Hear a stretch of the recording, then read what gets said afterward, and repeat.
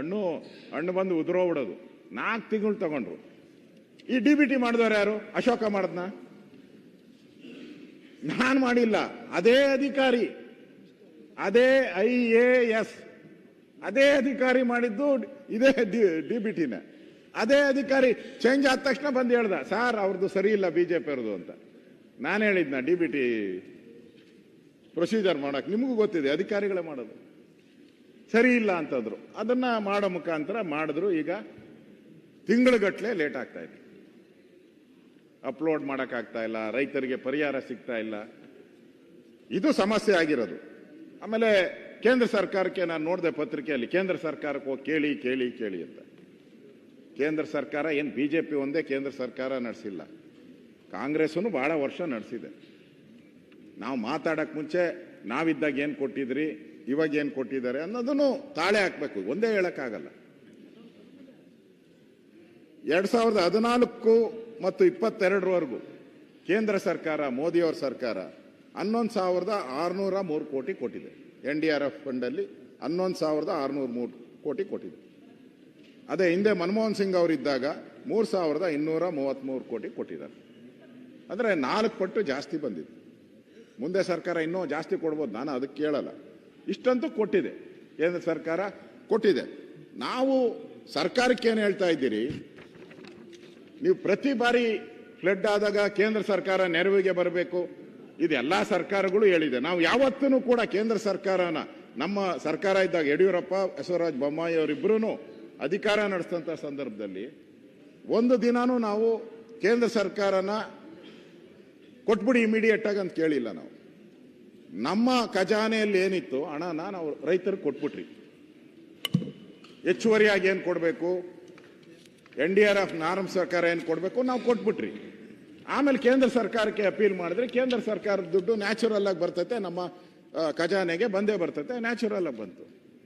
ಅವರು ಪ್ರೊಸೀಜರ್ ಏನಿದೆ ಕೇಂದ್ರ ಸರ್ಕಾರದ್ದು, ಫಾರ್ಮೇಟ್ ಕೊಡಬೇಕು, ಪರಿಶೀಲನೆ ಮಾಡಬೇಕು, ಆಮೇಲೆ ಸೆಂಟ್ರಲ್ ಹೋಮ್ ಮಿನಿಸ್ಟ್ರು ಯಾವ್ಯಾವ ರಾಜ್ಯದಲ್ಲಿ ಫ್ಲಡ್ ಆಗಿದೆ ಅದನ್ನ ಮೀಟಿಂಗ್ ಮಾಡಬೇಕು, ಅಲ್ಲಿ ರೆಸೊಲ್ಯೂಷನ್ ಆಗಬೇಕು, ಆಮೇಲೆ ಕೊಡೋದು ಅವರು.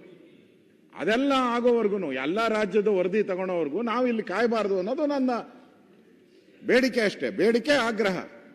ಹಿಂದೆ ನಾವು ಮಾಡಿದ್ದೀರ ಆ ಥರ, ನಾವೇ ಕೊಟ್ಬಿಟ್ಟಿದ್ರಿ. ನೀವು ಹಂಗೆ ಕೊಡಿ. ಈಗ ಫ್ಲಡ್ ಆಗಿದೆ, ಕಷ್ಟದಲ್ಲಿದ್ದಾರೆ ರೈತರು, ಕೊಡಿ ಅವರಿಗೆ. ಖಜಾನೆಯಲ್ಲಿ ದುಡ್ಡಿದೆ, ಸರ್ಪ್ಲಸ್ ಇದೆ ಅಂತ ಹೇಳ್ತಾ ಇದ್ದಾರೆ. ನೆನ್ನೆ ಶಾಸಕಾಂಗ ಪಕ್ಷದಲ್ಲೂ ಚರ್ಚೆ ಆಗಿದೆ ಅಂತ ಪತ್ರಿಕೆಯಲ್ಲಿ ಬಂತು, ನಾನೇನು ಬಂದಿರಲಿಲ್ಲ. ಚರ್ಚೆ ಆಗಿ ಪತ್ರಿಕೆಯಲ್ಲೆಲ್ಲ ಬಂದಿದೆ. ನಿಮ್ಮ ಫ್ರೀಗಳು, ನೆನ್ನೆ ನಾನು ಫ್ರೀ ಹೇಳಿದ್ಕೆ ಗಲಾಟೆ ಮಾಡಿಬಿಟ್ರು. HK ಪಾಟೀಲ್ ಹಂಗೆ ಅದನ್ನು ಟ್ರಾನ್ಸ್ಫರ್ ಮಾಡಿಬಿಟ್ರು ಬೇರೆ ಇದಕ್ಕೆ. ಶಾಸಕಾಂಗ ಅದು ಸುಳ್ಳು, ಅವ್ರಿಗೆ ಗೊತ್ತಿದೆ. ನಿಮ್ಮ ಗ್ಯಾರಂಟಿನೂ ಬೇಡ, ಏನು ಬೇಡ, ನಮ್ಗೆ ರಸ್ತೆ, ಹಾಸ್ಪಿಟ್ಲು ಇದೆಲ್ಲ ಕೊಡಿ ಅಂತ ಗಲಾಟೆ ಆಗಿದೆ ಅಂತ. ಅದು ಅವ್ರ ಪಾರ್ಟಿ ವಿಚಾರ, ನಾನು ಅದಕ್ಕೇನು ಎಂಟ್ರಿ ಆಗಲ್ಲ. ನಮಗೆ ಇಲ್ಲಿ ಪರಿಹಾರವನ್ನು ಕೊಡಿ ಅನ್ನೋದು ಅಷ್ಟೇ. ನಾನು ಕೂಡ ಅಧ್ಯಕ್ಷರೇ, ನಾನು ಈ ಫ್ಲಡ್ ಆದಾಗ ನಾನು ಕೂಡ ಹೋಗಿದ್ದೆ. 4-5 ಜಿಲ್ಲೆಗಳಿಗೆ ನಾನು, ನಮ್ಮ ಅಧ್ಯಕ್ಷರು ಎಲ್ಲ ತಂಡ ಮಾಡ್ಕೊಂಡು ಹೋಗಿದ್ರಿ. ಅಪ್ಪರ್ ಕೃಷ್ಣ ಬೇಸಿನಲ್ಲೂ ಕೂಡ ಆಗಿದೆ. ಕಲಬುರಗಿ, ಬೀದರ್, ಬಿಜಾಪುರ, ಬಾಗಲಕೋಟೆ, ಯಾದಗಿರಿ, ಇಲ್ಲಿ ಜಿಲ್ಲೆಯಲ್ಲಿ ಪ್ರವಾಸ ಮಾಡಿದ್ರಿ ನಾವು. ಸುಮಾರು 117ಕ್ಕೂ ಹೆಚ್ಚು ಹಳ್ಳಿಗಳು ಜಲಾವೃತ ಆಗಿದೆ, ಮುಳುಗೋಗಿದೆ. ತಾವು ನೋಡಿದ್ದೀರ ಟಿವಿನಲ್ಲಿ. ಡ್ಯಾಮ್ ಇದನ್ನು ದಾಟಬೇಕಾದ್ರೆ ಭಾಳಷ್ಟು ಜನ ಕಾರಲ್ಲಿ ಹೋಗ್ಬೇಕಾದ್ರೂ ಒಳಗಡೆ ಹೋಗಿದ್ದಾರೆ, ಟ್ರ್ಯಾಕ್ಟ್ರಲ್ಲೂ ಹೋಗಿದ್ದಾರೆ, ಮೋಟ್ರ್ ಬೈಕರಂತೂ ಲೆಕ್ಕ ಇಲ್ಲಷ್ಟು ಜನ ನೀರಿಗೆ ಹೋಗಿದ್ದು ಅನಾಹುತ ಆಗಿದೆ, ನಾನು ನೋಡಿದ್ದೆ. ಇಂಥ ಸಂದರ್ಭದಲ್ಲಿ ನಾನು ಹೋಗಿದ್ದೆ. ಅಲ್ಲಿ ಸುಮಾರು 56 ಜನ, ನಮ್ಮ ಸರ್ಕಾರ ಕೊಟ್ಟಿರೋ ಅಂಕಿ ಅಂಶದ ಪ್ರಕಾರ 56 ಜನ ಸತ್ತಿದ್ದಾರೆ ಅಂತೇಳಿ. ಜಾನುವಾರುಗಳು 461 ಜಾನುವಾರುಗಳು ಸತ್ತಿದೆ. ಸುಮಾರು 20,000ಕ್ಕೂ ಹೆಚ್ಚುಗಳು ಮನೆ ಹಾನಿಯಾಗಿದೆ. ಬೆಳೆ ಹಾನಿ 14.58 ಲಕ್ಷ ಹೆಕ್ಟೇರ್ ಅಷ್ಟು ಬೆಳೆ ಹಾನಿ ಆಗಿದೆ. ಅದರಲ್ಲಿ ಹತ್ತಿ, ಮೆಕ್ಕೆಜೋಳ, ಹೆಸರು ಕಾಳು, ತೊಗರಿ ಇವೆಲ್ಲನೂ ಆಗಿದೆ. ರಸ್ತೆಗಳು ಕೂಡ 8,462 ಕಿಲೋಮೀಟರ್ ರಸ್ತೆ ಹಾಳಾಗಿದೆ. ಶಾಲೆಗಳು 2,890 ಶಾಲೆಗಳು ಹಾಳಾಗಿದೆ.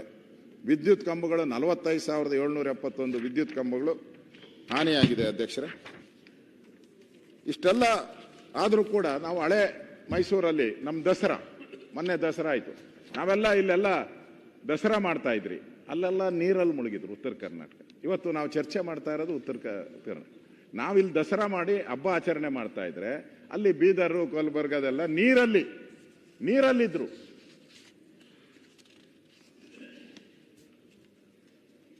ನಾನು ಅವ್ರಿಗೆ ಕೋಪ ಬಂದ್ರು ಸರಿ, ನಾವಲ್ಲೆಲ್ಲ ಸ್ಥಳಕ್ಕೆ ಭೇಟಿ ಮಾಡಿದ್ರಿ, ಕಾರಲ್ಲೇ ಹೋಗಿ ಭೇಟಿ ಮಾಡಿದ್ರಿ.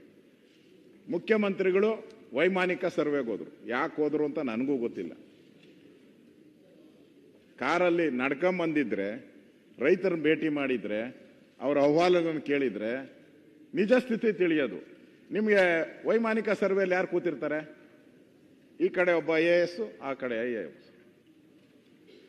ನಿಮ್ಮಲ್ಲಿ ಯಕ್ಷಗಾನ ನಡೀತದೆ, ನಮ್ಮಲ್ಲಿ ಡ್ರಾಮಾ ಮಾಡ್ತಾರೆ, ಈ ಸಂಪೂರ್ಣ ರಾಮಾಯಣ ಎಲ್ಲ. ಅಲ್ಲಿ ಅವ್ರು ಕೇಳ್ತಾರೆ ಮಂತ್ರಿನ, ಹೆಂಗಿದೆ ಅಂತ ಹೇಳಿದ್ರೆ ಎಲ್ಲ ಸಕಲ ಸವಲತ್ತುಗಳು ಎಲ್ಲ ದೊರಕಿದೆ ಅಂತ. ಅವ್ರು ಹೇಳೋದಕ್ಕೆ ಅವ್ರನ್ನ IAS ಅಂತ ಕೂತಿಸಿರೋದು. ಅಲ್ಲಿ ಅವ್ರ ಲೈಫಲ್ಲಿ ಯಾವತ್ತೂ ಅನ್ಯಾಯ ಆಗಿದೆ. ನಾವಿದ್ದಾಗಿರ್ಬೋದು, ನೀವಿದ್ದಾಗಿರ್ಬೋದು, ಅವ್ರು ಯಾವತ್ತೂ ಎಲ್ಲ ಸರಿ ಇದೆ, ನಾವು ಮಾಡಿರೋದೇ ಕರೆಕ್ಟು, ಅನ್ಯಾಯ ಆಗಿದೆ ಅಂತ ಅವ್ರ ಜೀವನದಲ್ಲಿ ಬರೋದೇ ಇಲ್ಲ. ಈ ವಿಧಾನಸಭೆ ಏನನ ಇಲ್ಲ ಅಂತಂದಿದ್ರೆ ಈ ಡೆಮಾಕ್ರಸಿಯಲ್ಲಿ ಅಂಬೇಡ್ಕರ್ ಅವರು ನಮ್ಗೆ ಕೊಟ್ಟ ಸಂವಿಧಾನದ ಅಡಿಯಲ್ಲಿ ಮಹಾರಾಜರು ಹೇಳ್ತಾರಲ್ಲ, ಒಂದ್ ನಿಮಿಷ ಅಶೋಕಣ್ಣ ಕೂತ್ಕೊಂಡ್ಲ ಏನು ಸಕಲ ಸೌಖ್ಯವೇ ಅಂತ ಹೇಳಿದ್ರಲ್ಲ, ಸೈನ್ಯಾಧೀಶರೇ ಮಂತ್ರಿಗಳೇ ಸಕಲ ಸೌಖ್ಯವೇ ಅಂತ ಹೇಳ್ತಾರಲ್ಲ, ಇವ್ರು ಚಪ್ಪಾಳೆ ಕೊಡ್ತಾರ ಅಷ್ಟೇ. ಅದನ್ನ ನೀವು ಹೇಳ್ಬೇಕು. ಆಯ್ತು, ಡಿಸ್ಟರ್ಬ್ ಮಾಡಬೇಡಿ. ಎಲ್ಲೋ ಹೊರಟೋಯ್ತು. ಆಯ್ತು, ಅವ್ರು ಮಿಸ್ಟೇಕ್ ಮಾಡ್ಬೇಕು. ಅದಕ್ಕೆ ಈ ಪ್ರಜಾಪ್ರಭುತ್ವದ ದೇಗುಲ ಇಲ್ಲ ಅಂದಿದ್ರೆ, ಇಲ್ಲಿ ಚರ್ಚೆ ಆಗ್ತಾ ಇಲ್ಲ ಅಂತ ಹೇಳಿದ್ರೆ ಅವ್ರನ್ನ ಯಾರು ಕೇಳೋರೇ ಇರಲಿಲ್ಲ. ಇದು ಇರೋದಕ್ಕೋಸ್ಕರ ಅವ್ರನ್ನ ನಾವು ಕೇಳ್ತಾ ಇದ್ದೀರಿ, ಇರೋದಕ್ಕೋಸ್ಕರ ಅವ್ರು ಚುರುಕು ಮುಟ್ಟಿಸ್ತಾ ಇದ್ದೀರಿ. ನಾನು ಹೇಳೋದು, ಮುಖ್ಯಮಂತ್ರಿಗಳು ಹೋಗ್ಬೇಕಾಯ್ತು. ರಸ್ತೆ ಉತ್ತರ ಕರ್ನಾಟಕದಲ್ಲಿ ರಸ್ತೆ ಎಷ್ಟು ಹಾಳಾಗಿದೆ. ನೆನ್ನೆ ಒಬ್ಬ ಪತ್ರಕರ್ತರು ನನಗೆ ಸಿಕ್ಕಿದ್ರು. ಯಾಕ್ರಿ ನಾನು ಬಂದಿಲ್ಲ ನೆನ್ನೆ ಅಂತ ಕೇಳಿದೆ. ಸರ್, ನಾನು ಕಾರವಾರದಿಂದ ನಾನು ಇಲ್ಲಿಗೆ ಬಂದೆ.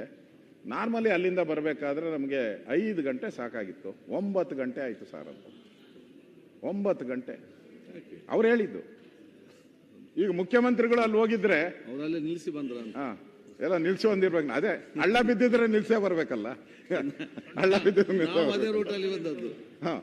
ಇಲ್ಲಿದ್ದಾರೆ ಅವ್ರು. ಯಾಕೆ ಅಂತ ನಾನು ಹೇಳಿಲ್ಲ ಅವ್ರ ಹೆಸರು, ಬೇಡ. ಅದರಿಂದ ನಾನು ಹೇಳೋದು, ಮುಖ್ಯಮಂತ್ರಿಗಳು ಜನಗಳ ಪ್ರತಿನಿಧಿಯಾಗಿ ಇದ್ದಾಗ ಅಲ್ಲಿ ಹೋಗಿದ್ರೆ ನಾನು ಸರಿತು ನನ್ನ ಸಲಹೆ. ಅವರು ವಿಮಾನದಲ್ಲೇ ಹಾರಾಡ್ತೀನಿ ಅಂದ್ರೆ ನಂದೇನು ಅಭ್ಯಂತರ ಇಲ್ಲ. ಅದರಿಂದ ಇವತ್ತು ನಾನು ಹೋದಾಗ ಅಲ್ಲಿ ಬಹಳಷ್ಟು ರೈತರು ಏನು ಬೇಡಿಕೆ ಇಟ್ಟರು ಅಂತ ಹೇಳಿದ್ರೆ, ಇವರು ಅಧಿಕಾರಿಗಳು ಮುಖ್ಯಮಂತ್ರಿನೇ ಟ್ವೀಟ್ ಹೇಳಿದ್ದೀನಿ ನಾನು, ಆ ಟ್ವೀಟ್ ಹೇಳಿದ್ದೀನಿ. ಮುಖ್ಯಮಂತ್ರಿಗಳು ಹಳ್ಳಿಯಲ್ಲೂ ಸಮೀಕ್ಷೆ ಆಗಬೇಕು ಅಂತ ಹೇಳಿದ್ದಾರೆ. ನಾನು ಅಲ್ಲಿ ಹೋಗಿ ಭೇಟಿ ಮಾಡಿದಾಗ ಯಾರು ಸಮೀಕ್ಷೆಗೆ ಬಂದಿಲ್ಲ. ಹಾಗೆ DC ಆಫೀಸಲ್ಲಿ ಕೂತ್ಕೊಂಡು ಸಮೀಕ್ಷೆಗಳನ್ನು ಮಾಡಿದ್ದಾರೆ. ಅವರು ಮೆನ್ಷನ್ ಮಾಡಿದ್ದಾರೆ, ಈ ತಾಲೂಕುಗಳಲ್ಲಿ 10%ಗಿಂತನೂ ಕೂಡ ಇಲ್ಲಿ ಪ್ರವಾಹ ಬಂದಿಲ್ಲ ಅಂತೇಳಿ ವರದಿ ಕೊಟ್ಟಿದ್ದಾರೆ ರೆವಿನ್ಯೂ ಇಲಾಖೆಗೆ. ನಮ್ಮ ಬಸವರಾಜ ಬೊಮ್ಮಾಯಿಯವರು ಒಂದು ಪತ್ರ ಬರೆದಿದ್ದಾರೆ, ಮಾಜಿ ಮುಖ್ಯಮಂತ್ರಿಗಳು, ಈಗ ಲೋಕಸಭಾ ಸದಸ್ಯರು. ಅವ್ರ ಪತ್ರ ಬರೆದಿದ್ದಾರೆ. ಹಲವಾರು ತಾಲೂಕುಗಳಲ್ಲಿ ಒಟ್ಟು ಬಿತ್ತನೆಯಾದ ಪ್ರದೇಶದಲ್ಲಿ 10% ಬೆಳೆ ನಾಶ ಆಗಿಲ್ಲ ಎನ್ನುವ ವರದಿ ಬಂದಿದೆ. ಇದು ಸತ್ಯಕ್ಕೆ ದೂರವಾಗಿದ್ದು. ಕೆಲವು ತಾಲೂಕುಗಳಲ್ಲಿ ನಷ್ಟವೇ ಆಗಿಲ್ಲ ಎನ್ನುವುದು ಸತ್ಯಕ್ಕೆ ದೂರವಾಗಿದೆ. ಉದಾಹರಣೆ, ಗದಗ ಜಿಲ್ಲೆಯ ಮಂಡರ್ಗಿ ತಾಲೂಕಲ್ಲಿ ಸಾಕಷ್ಟು ಬೆಳೆ ನಷ್ಟವಾಗಿದ್ದರೂ ನಷ್ಟವಾಗಿಲ್ಲ ಅಂತ ವರದಿ ನೀಡಿದ್ದಾರೆ. ರಾಜ್ಯಾದ್ಯಂತ ಇದನ್ನು ಕೂಡಲೇ ಸರಿಪಡಿಸಬೇಕು. ನಷ್ಟ ಆದ ಎಲ್ಲ ರೈತರಿಗೂ ಬೆಳೆ ಪರಿಹಾರ ಕೊಡಬೇಕು ಮತ್ತು ಇದನ್ನೇ ಕೂಡಲೇ ಕ್ರಮ ಜರುಗಿಸಬೇಕು ಅಂತೇಳಿ ಬಸವರಾಜ ಬೊಮ್ಮಾಯಿಯವರು ತಾಲೂಕನ್ನು ಸೇರಿಸಿ ಹಳ್ಳಿನೂ ಸೇರಿಸಿ ಕೊಟ್ಟಿದ್ದಾರೆ. ಇದುವರೆಗೂ ಕಂದಾಯ ಇಲಾಖೆಯವರು ಇದಕ್ಕೆ ರಿಪ್ಲೈ ಮಾಡಿಲ್ಲ. ಅವರು ಒಬ್ಬ ಮಾಜಿ ಮುಖ್ಯಮಂತ್ರಿ, ಪಾರ್ಲಿಮೆಂಟ್ ಸದಸ್ಯರು. ನೀವು ನಮ್ಮ ಹಳ್ಳಿಗಳನ್ನ ಸರ್ವೇನೇ ಮಾಡಿಲ್ಲ, ಹಂಗೆ 10% ಇಂತ ಕಡಿಮೆ ಅಂತ ಹೇಳಿದ್ರೆ ಪರಿಹಾರನೇ ಕೊಡಲ್ಲ. ನಿಮಗೂ ಗೊತ್ತಿದೆ, 10% ಇದ್ರೆ ಕೊಡೋದೇ ಇಲ್ಲ. ಅಂದ್ರೆ ರೆವಿನ್ಯೂ ಇಲಾಖೆ ಹಣ ಉಳಿಸೋಕ್ಕೋಸ್ಕರ ಮಾಡ್ತಾ ಇದೆಯಾ, ರೈತರಿಗೆ ಮೋಸ ಮಾಡ್ತಾ ಇದೆಯಾ? ಇದು ಉತ್ತರ ಕರ್ನಾಟಕದ ಭಾಗದ ಇದು ಗದಗ. ಸರ್ವೆ ಮಾಡೋದ್ರಲ್ಲೂ ಮೋಸ. ಈಗ ಬೆಳೆ ಹಾನಿಯಾಗಿ ಕಷ್ಟದಲ್ಲಿ ಇರ್ತಾರೆ, ಅವ್ರನ್ನ ನೀವು ಕೈ ಬಿಟ್ರೆ ಇದು ಮೋಸ ಮಾಡ್ದಂಗಲ್ವಾ ಸರ್ಕಾರ, ಅನ್ಯಾಯ ಮಾಡ್ದಂಗಲ್ಲ ಸರ್ಕಾರ. ಅದರಿಂದ ಕೂಡಲೇ ಸರ್ಕಾರ ಇಮಿಡಿಯೇಟ್ ಆಗಿ ಈ ತರ ಯಾವ್ಯಾವ್ದು 10%, 20% ಈ ತರ ಕೊಟ್ಟಿದ್ದಲ್ಲ ಮತ್ತೊಂದ್ಸರಿ ಸಮೀಕ್ಷೆ ಮಾಡಿ ನ್ಯಾಯ ಕೊಡಿ. ಅನ್ಯಾಯವಾಗಿ ಕೊಡಿ ಅಂತ ನಾನೇನು ಕೇಳಲ್ಲ, ನ್ಯಾಯ ಕೊಡಿ. ಒಬ್ಬ ಮಾಜಿ ಮುಖ್ಯಮಂತ್ರಿ ಪತ್ರ ಬರೆದಿದ್ದಾರೆ, ಅದಕ್ಕೊಂದು ಗೌರವ ಕೊಡಿ. ಆ ತಾಲೂಕು ಹೆಸರು ಬರೆದಿದ್ದಾರೆ, ಹಳ್ಳಿ ಹೆಸರು ಬರೆದಿದ್ದಾರೆ, ಇಲ್ಲಿ ಅನ್ಯಾಯ ಆಗಿದೆ ಅಂತ ಹೇಳಿ. ಅದರಿಂದ ಈ ಸಮೀಕ್ಷೆಗಳು ಸರಿಯಾಗಿ ನಡಿಬೇಕು. ಈ ನಾಶ ಆಗಿಲ್ಲ ಅಂತ ಏನು ಹೇಳ್ತಾ ಇದ್ದಾರೆ ಅದನ್ನ ಸರಿಪಡಿಸಬೇಕು ಅನ್ನೋದು ನನ್ನ ಉದ್ದೇಶ ಅಧ್ಯಕ್ಷರೇ. ಇನ್ನು ಈ ಕಬ್ಬು ಬೆಳೆಗಾರದ್ದು ಒಂದು ಗಾದೆ ಇದೆ ಅಧ್ಯಕ್ಷರೇ. ಮಂಡಿ ಉದ್ದ ಕಬ್ಬು, ಎದೆ ಉದ್ದ ಸಾಲ. ಮಂಡಿ ಉದ್ದ ಕಬ್ಬು, ಎದೆ ಉದ್ದ ಸಾಲ. ಈ ಕಬ್ಬು ಬೆಳೆಗಾರದು ಇದನ್ನ ನಾವು ಮೊನ್ನೆ ನೋಡಿದಿರಿ. ಬೀದಿಗಿಳಿದು ದೊಡ್ಡ ಹೋರಾಟ ಆಗಿ ರಸ್ತೆಗಿಳಿದು ನಮ್ಮ ಮಂತ್ರಿಗಳು ನನಗೂ ಫೋನ್ ಮಾಡಿದ್ರು.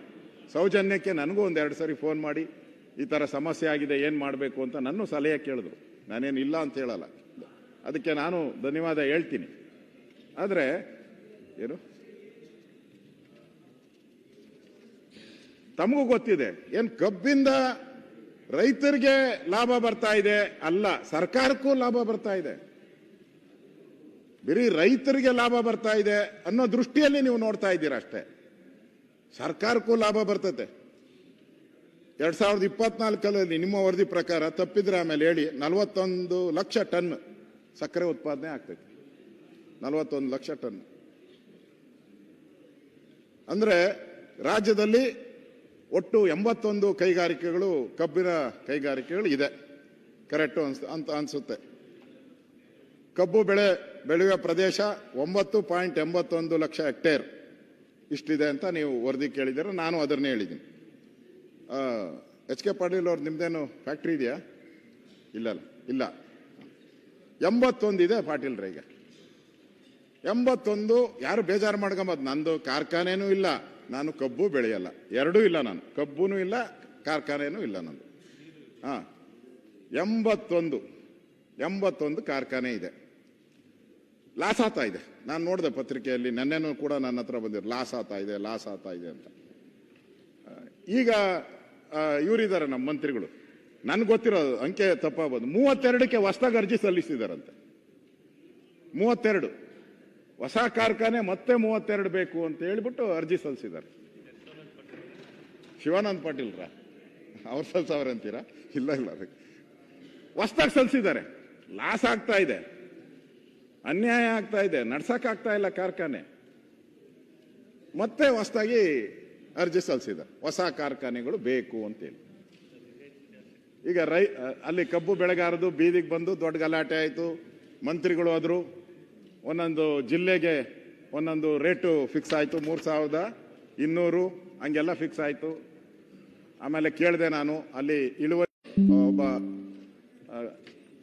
ಅಪ್ಲೈ ಮಾಡಿದವರ ವಿಚಾರವಾಗಿ ಆಗಿದೆ, ಅದನ್ನ ರಾಜ್ಯ ಸರ್ಕಾರ ಫಿಕ್ಸ್ ಮಾಡಬೇಕಾಯಿತು. ಇಲ್ಲಿ ನನಗೆ ಪ್ರಶ್ನೆ ಬರೋದು, ಈ ಅವರು ರೈತರು ಕೇಳ್ತಾ ಇರೋದು 70-30% ಏನೋ ಮಾದರಿ ಕೇಳ್ತಾ ಇದ್ದಾರೆ ಅವರು. ರಂಗರಾಜನ್ ಇದು ಕೇಳ್ತಾ ಇದ್ದಾರೆ ಅವರು. ಇಲ್ಲಿ ರೈತರು ಹೇಳ್ತಾ ಇದ್ದಾರೆ ನಮಗೆ ಲಾಸ್ ಆಗ್ತಾ ಇದೆ ಅಂತ ರೈತರು ಹೇಳ್ತಾ ಇದ್ದಾರೆ, ಫ್ಯಾಕ್ಟ್ರಿ ಮಾಲೀಕರು ಇಬ್ರು ಲಾಸ್ ಆಗ್ತೈತೆ ಅಂತ ಹೇಳ್ತಾರೆ. ನೀವು ಜಡ್ಜ್ ಆಗಿ ಕೂತಿದ್ದೀರಾ. ಈಗ ಅಲ್ಲಿ ಸತ್ಯ ನಿಮಗೂ ಗೊತ್ತಿರುತ್ತೆ. ಹೇಳಿ, ನಿಮಗ್ ಕೊಡ್ತೀನಿ ನಾನು, ಕಿತಾಪತಿ ಮಾಡೋರು ಕೊಡಲ್ಲ ಅಷ್ಟೇ. ಇಬ್ಬರಿಗೂ ಲಾಸ್ ಆಗ್ತಾ ಇರೋದು ನಿಜ. ಅದಕ್ಕೆ ಕಾರಣ ಕೇಂದ್ರ ಸರ್ಕಾರ. ಕೇಂದ್ರ ಸರ್ಕಾರ ಏನ್ ಮಾಡಬೇಕಾಗಿತ್ತು, ಒಂದ್ ನಿಮಿಷ, ಕಿತಾಪತಿ ಸರ್, ಇದೇ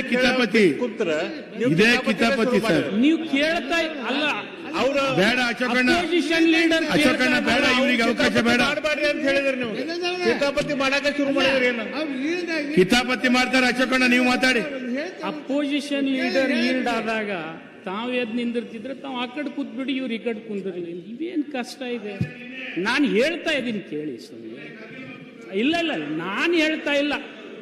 ನಾನು ಹೇಳ್ತಾ ಇಲ್ಲ. ಅದಕ್ಕೆ ಅಶೋಕ್ ಅವರಿಗೆ ನಿರಾಣಿ ಅವರೊಂದು ಹೈಕೋರ್ಟಿಗೆ ಕೇಸ್ ಹಾಕಿದ್ದಾರೆ. ಅದಕ್ಕೆ ಒಂದು ಸಪ್ಲಿಮೆಂಟ್ರಿ ಕಳಿಸಿದೆ ನಾನು ಅವರಿಗೆ. ಅವರೇ ಹೇಳ್ತಾ ಇದ್ದಾರೆ ಕಾರ್ಖಾನೆ ಅವ್ರಿಗೆ ಏನೇನು ಹಾನಿ ಆಗ್ತಾ ಇದೆ ಅಂತೇಳಿ ಹೈಕೋರ್ಟ್ನಲ್ಲಿ. ಸ್ವಲ್ಪ ನಿಂದರೆ ಸಿದ್ದು, ಒಂದು ನಿಮಿಷ ನಿಂದ. ಅದನ್ನ ಹೇಳ್ರಿ ನೀವು.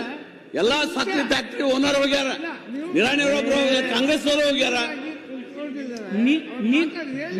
ನೀವ್ ಹೇಳಕ್ಕೆ ಕೊಟ್ರೆ ಚಲೋ ಅಲ್ಲ.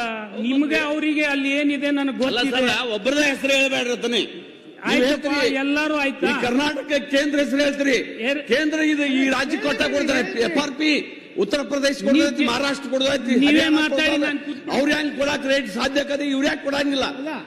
ಸರ್ಕಾರಕ್ಕೆ ಅಲ್ಲಿ ಸ್ಥಳೀಯ ಸರ್ಕಾರ ಕೊಡ್ತಾರ.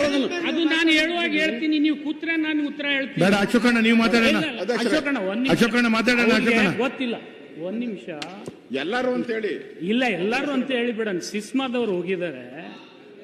ಸಿಸ್ಮಾದವ್ರ ಜೊತೆ ನಿರಾಣಿ ಮೇನ್ ಪಿಟಿಷನರ್. ಅದಕ್ಕೆ ಅವರಿಗೆ ಒಂದ್ ಸ್ವಲ್ಪ ವೈಯಕ್ತಿಕ ದ್ವೇಷನೂ ಇದೆ. ಇಲ್ಲ, ಅವ್ರಿಗೆ ನಿಮಗಲ್ಲ, ಅವ್ರಿಗೆ ಅವ್ರವ್ರಿಗೆ. ಅದು ನನಗೆ ಲೋಕಲ್ ಜಿಲ್ಲೆ ಅಲ್ಲ, ನಮ್ಗೆ ಗೊತ್ತಿದೆ ಅವ್ರಿಗೆ ಏನಿದೆ ಅನ್ನೋದು. ಅಲ್ಲಿ 2 ವಿಚಾರ ಇದೆ. MSP ಶುಗರ್ ರೇಟನ್ನು ಎನ್ಹಾನ್ಸ್ ಮಾಡಿ ಅಂತೇಳಿ 7 ವರ್ಷದಿಂದ ಎಲ್ಲ ಕಾರ್ಖಾನೆಯವರು ಹೋರಾಟ ಮಾಡ್ತಾ ಇದ್ದಾರೆ. ಅದು 31 ರೂಪಾಯಿ ಇದ್ದಿದ್ದನ್ನು ಹೆಚ್ಚಿಗೆ ಮಾಡ್ರಿ ಅನ್ನೋದು ಒಂದು ಬೇಡಿಕೆ. ಹೆಚ್ಚಿಗೆ ಮಾಡಿದರೆ ನಾವು ರೈತರಿಗೆ ಸಹಾಯ ಮಾಡಲಿಕ್ಕೆ ಆಗ್ತದೆ ಅಂತೇಳಿ ಅವರೊಂದು ಪಿಟಿಷನ್ನಲ್ಲೇ ಬರೆದಿದ್ದಾರೆ. ಅದು 31 ಇದ್ದಿದ್ದು ಯಾವ ಬೇಸಿಸ್ ಮೇಲೆ ನೀವು ಬೇರೆ ಮಾಡ್ಬೋದು ಅಂದರೆ, ಕಮರ್ಷಿಯಲ್ಗೆ ಒಂದು ರೇಟ್ ಮಾಡಿ, ಡೊಮೆಸ್ಟಿಕ್ಕಿಗೆ ಒಂದು ರೇಟ್ ಮಾಡಿ. ಆ ಕಮರ್ಷಿಯಲ್ ಶುಗರ್ ತಗೊಳ್ತಕ್ಕಂಥವ್ರು, ಚಾಕ್ಲೇಟ್ನವರು, ಕೋಕೋ ಕೋಲಾದವರು, ಜೊತೆಗೆ ನಿಮಗೆಲ್ಲ ಗೊತ್ತಿದೆ ಎಲ್ಲ ಸ್ವೀಟ್ ಇಂಡಸ್ಟ್ರಿಯವ್ರು, ಏನು ಬೇಕ್ರಿ ಅವ್ರು ಇದ್ದಾರಲ್ಲ, ಅವ್ರು ತಗೊಂಡು ಲಾಭ ಮಾಡ್ಕೊಳ್ತಾ ಇದ್ದಾರೆ. 1 kg ಸಕ್ಕರೆಯಲ್ಲಿ 1 kg ಅಡಲ್ಟ್ರೇಷನ್ ಮಾಡ್ತಾರೆ ಅವರು. ಅಂದರೆ ಕವ ಹಾಕ್ಬೋದು, ಬೇರೆ ಹಾಕ್ಬೋದು, ಏನೇನು ಆ ಥರ ಅವ್ರು ಲಾಭ ಮಾಡ್ತಾ ಇದ್ದಾರೆ. ಈಗ ಹ್ಯಾಂಗೆ ನಾವು ಸಿಲಿಂಡರ್ನಲ್ಲಿ ಡೊಮೆಸ್ಟಿಕ್ ಸಿಲಿಂಡ್ರಿಗೆ ಒಂದು ರೇಟ್ ಇಟ್ಟಿದ್ದೀವಿ, ಕಮರ್ಷಿಯಲ್ ಸಿಲಿಂಡ್ರಿಗೆ ಒಂದು ರೇಟ್ ಇಟ್ಟಿದ್ದೀವಿ. ಇದು ಒಂದು ಸಮಸ್ಯೆ. ಇಥಿನಾಲ್ನಲ್ಲಿ ರೇಟನ್ನು ಇವತ್ತು ಎನ್ಹಾನ್ಸ್ ಮಾಡಿ ಅಂಥೇಳಿ ಕಳೆದ 5 ವರ್ಷದಿಂದ ಅವರು ಮನವಿ ಮಾಡ್ತಾ ಇದ್ದಾರೆ ಇಥಿನಾಲ್ ರೇಟನ್ನು. ಯಾಕೆಂದರೆ 70 ರೂಪಾಯಿ ಅವ್ರಿಗೆ ಕೊಡ್ತಾರೆ 1 ಲೀಟ್ರಿಗೆ. ಅದು ಹಾಕೋದು ಪೆಟ್ರೋಲ್ನಲ್ಲಿ ಬ್ಲೆಂಡ್ ಮಾಡಿ 100 ರೂಪಾಯಿ. ಲಾಭ ಯಾರಿಗೆ ಹೋಗ್ತಾ ಇದೆ ಅದನ್ನು ಆಮೇಲೆ ವಿಚಾರ ಮಾಡೋಣ. ಇದು 2ನೇ ವಿಚಾರ. ಎಕ್ಸ್ಪೋರ್ಟ್ ಕೂಡ ಕಳೆದ 2-3 ವರ್ಷದಿಂದ ಬ್ಯಾನ್ ಮಾಡ್ತಾ ಇದ್ದಾರೆ. ಎಕ್ಸ್ಪೋರ್ಟ್ ಕೋಟಾ ಹೆಚ್ಚಿಗೆ ಮಾಡಿದರೆ ಖಂಡಿತ ಕಾರ್ಖಾನೆ ಮಾಲೀಕರಿಗೂ ಲಾಭ ಆಗ್ತದೆ. ಆಮೇಲೆ ಬೇಕಾದ್ರೆ ನೀವು ತಾವು ಹೇಳಿದ್ರಲ್ಲ, ರಂಗರಾಜನ್ ಸಮಿತಿ ವರದಿ ಬಂದ ಮೇಲೆ ನಾವು ಅದನ್ನು ವಿಚಾರ ವಿನಿಮಯ ಮಾಡ್ಬೋದು. ಈ 3 ಸಲಹೆಯನ್ನು ಕೇಂದ್ರ ಸರ್ಕಾರ ಒಪ್ಪಿದರೆ ಇಡೀ ದೇಶದಲ್ಲಿ ಇರ್ತಕ್ಕಂಥ ಸಕ್ಕರೆ ಕಾರ್ಖಾನೆಗಳು ಬದುಕ್ತಾವೆ. ನಮ್ಮೂ ಅಷ್ಟೇ ಅಲ್ಲ, ಇದು ನಮ್ಮ ಸೌತ್ ಇಂಡಿಯಾದಲ್ಲಿ ಇದಷ್ಟೇ ಪಿಟಿಷನ್ ಅಲ್ಲ. ಇದು ನಾರ್ತ್ ಇಂಡಿಯನ್ ಕಾರ್ಟ್ ಏನು ಮಹಾರಾಷ್ಟ್ರ ಹಿಡ್ಕೊಂಡು UP ತನಕ ಅವರು ಕೂಡ ಇದನ್ನೇ ಫೈಟ್ ಮಾಡ್ತಾ ಇದ್ದಾರೆ. ಅದನ್ನೊಂದು ಸ್ವಲ್ಪ ನೀವು ಡೆಲಿಗೇಷನ್ ಕರ್ಕೊಂಡು ಹೋದರೆ ನಾವು ಬಂದು ಕನ್ವಿನ್ಸ್ ಮಾಡ್ತೀವಿ. ಅವಾಗ ರೈತರಿಗೆ ಏನು ಕೊಡ್ಬೋದು ನಾವು ಕೊಡ್ಲಿಕ್ಕೆ ಸಾಧ್ಯ ಇದೆ. ಈ ರೈತರು ಕಷ್ಟದಲ್ಲಿದ್ದಾರೆ, ಇದರಲ್ಲಿ 2 ಮಾತಿಲ್ಲ.